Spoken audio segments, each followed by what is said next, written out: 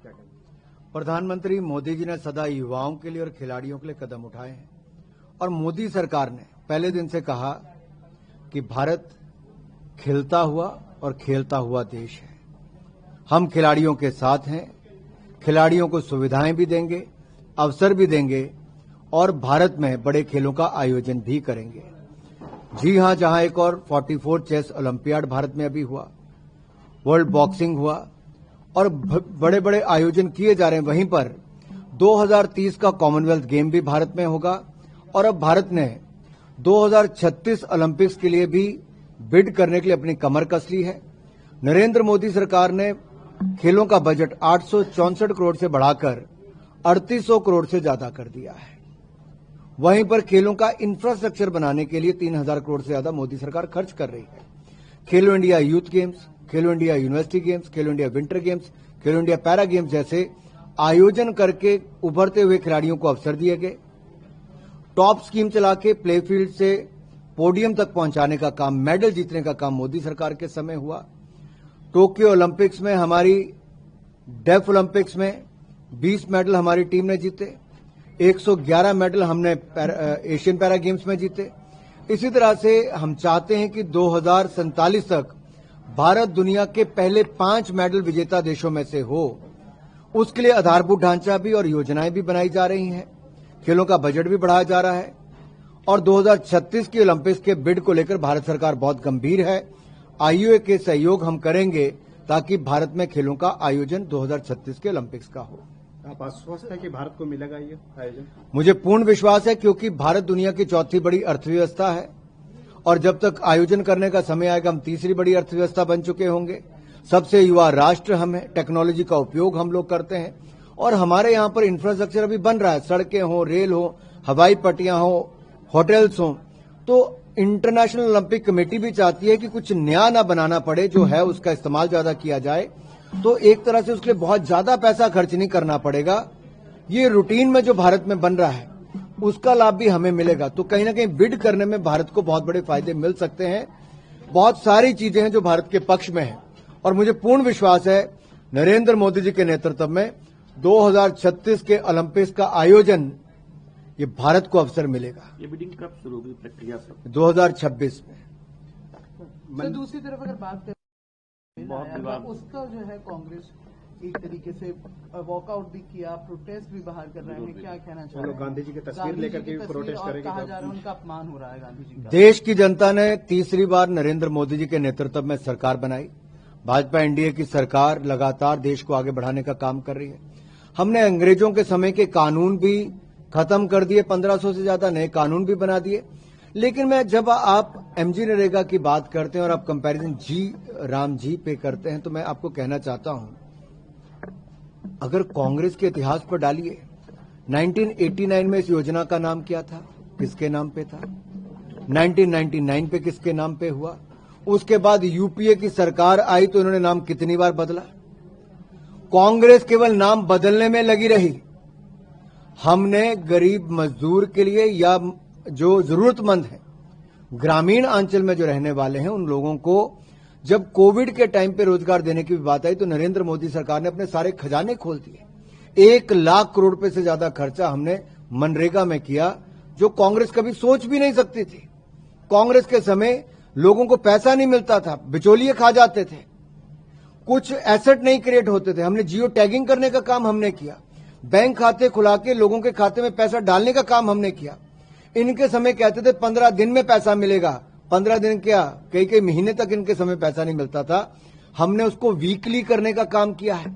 हमने 100 मैंडेज से बढ़ाकर 125 मैंडेज करने का निर्णय किया है।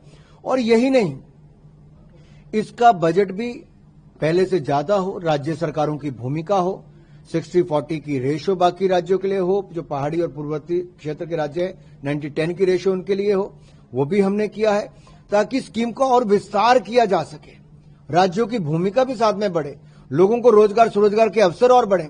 लेकिन कांग्रेस सदा गरीब का विरोध करती रही, जरूरतमंद का विरोध करती रही और राम जी का विरोध तो कांग्रेस करती ही थी। मैं पूछना चाहता हूं, आप कांग्रेस वालों राम सेतु का विरोध भी करते हो, राम मंदिर का विरोध भी करते हो, जहां राम शब्द आता है आप उसका करते हैं। लेकिन देश की जनता के लिए मैं बताना चाहता हूं कि ये कांग्रेस, या हमने जो कहा है, इसका नाम स्कीम का क्या है, विकसित भारत के लिए कैसे अपनी बड़ी भूमिका निभाएगी। विकसित भारत गारंटी फॉर रोजगार एंड आजीविका मिशन, ये हमने दिया है ग्रामीण के लिए। अगर आप नाम के साथ खेलोगे, नाम का विरोध करोगे, राम के नाम का विरोध करोगे, लेकिन गरीब की सुविधाओं का आप नहीं चाहते कि अगले 3 महीनों में गरीबों को और दिहाड़ी लगाने के लिए मिल जाए। आप नहीं चाहते कि गरीबों को दिहाड़ी बढ़कर मिल जाए, उनकी मानदेय भी बढ़ाने का काम इसके माध्यम से हो रहा है। तो कांग्रेस कब तक गरीब का, जरूरतमंद का और राम जी का विरोध करेंगे। अनुराग जी, प्रियंका गांधी कह रहे हैं कि सिर्फ नाम चेंज करती है, उसमें अंदर में जब जाते हैं तो देखते हैं खोखले वादे होते हैं और कुछ नहीं होता। गारंटी फॉर रोजगार आजीविका मिशन ग्रामीण, जी राम जी, ये एक योजना है गरीब की भलाई के लिए, उसका मानदेय बढ़ाने के लिए, उसको 100 की बजाय 125 दिन की दिहाड़ी दिलाने के लिए, उसको प्रतिवर्ष और आय देने के लिए। अगर प्रियंका जी, राहुल जी और पूरी कांग्रेस पार्टी और विपक्ष इसका विरोध करती है, तो क्या वो केवल राम जी के नाम का विरोध करती हैं या गरीब का विरोध करती हैं, जरूरतमंद का विरोध करती हैं? मैं तो ये कहूंगा कांग्रेस का बहाना है, पार्लियामेंट नहीं चलने देना है, चर्चा में भाग नहीं लेना, क्योंकि मुंह की खानी पड़ी जब वंदे मातरम पर चर्चा हुई या इलेक्शन रिफॉर्म्स पे चर्चा हुई। कांग्रेस के पास कोई जवाब नहीं था, सिट्टी पिट्टी गुम कांग्रेस की हो गई थी, कोई तर्क नहीं दे पाए थे। और आज भी जो विकसित भारत के लिए योजना हम लेकर आए हैं, गारंटी फॉर रोजगार एंड आजीविका मिशन ग्रामीण, जी राम जी, क्या कांग्रेस राम के नाम से इतना भागने शुरू हो गई? राम मंदिर में तो कभी माथा टेकने गए नहीं। आप योजना के नाम पर कांग्रेस ने कितनी बार खेल किया। जवाहर जी के नाम पे 1989 में बनी, फिर उसमें संशोधन करके 1999 में इन्होंने संशोधन किया। 2004 में सरकार आई यूपीए की, तो उसके बाद 2 बार फिर नाम का संशोधन किया गया। इसकी योजना में इन्होंने बदलाव बार बार समय समय पर किए। अरे हम तो इस बिल को ही रिपील कर रहे हैं। अगर मोदी सरकार कोई नई योजना लेकर आ रही है जिससे गरीब की भलाई है, तो कांग्रेस उसका विरोध क्यों कर रही है? सर, लेकिन बजट एलोकेशन को लेकर के जो विपक्ष की आपत्ति है, जैसा आपने बताया कि 60-40 का रेशियो, इसी रेशियो को लेकर के आपत्ति है कि उनका कहना है कि पहले 90-10 का रेशियो राज्यों पे ज्यादा, अब राज्यों का बोझ बढ़ेगा। मैं कहता हूं राज्यों का सहयोग बढ़ेगा, राज्यों का योगदान बढ़ेगा, राज्यों की भूमिका इस पूरे स्कीम में बढ़ेगी। और जिस राज्यों को जितना लगता है कि अपने क्षेत्र में उनको जी राम जी की आवश्यकता है, यानी कि गारंटी फॉर रोजगार एंड आजीविका मिशन की ग्रामीण क्षेत्र के लिए, उनको उतना उसमें सहयोग अपने बजट में प्रावधान करना चाहिए। कांग्रेस आखिरकार ग्रामीण भारत का और गरीब का और जरूरतमंद की सहयोग से भागने का काम क्यों कर रही है? मोदी सरकार ने खुली ऑप्शन रखी है। हमने किसी साल भी, पिछले 11 साल उठाकर देखिए, हमने हर साल कांग्रेस से ज्यादा पैसा, और मैं तो कहना चाहता हूं ऑन रिकॉर्ड, कांग्रेस से 3 गुना ज्यादा तक पैसा हमने मनरेगा के समय भी खर्च किया। नरेंद्र मोदी की सरकार कभी द्वेष की भावना से काम नहीं करती। नरेंद्र मोदी जी ने चाहे यूपीआई हो, आधार हो, मनरेगा हो या कोई भी योजना हो, जो कांग्रेस भी विफल रह गई, हमने उसको भी सफल किया और जनता की भलाई के लिए उसको आगे लाए।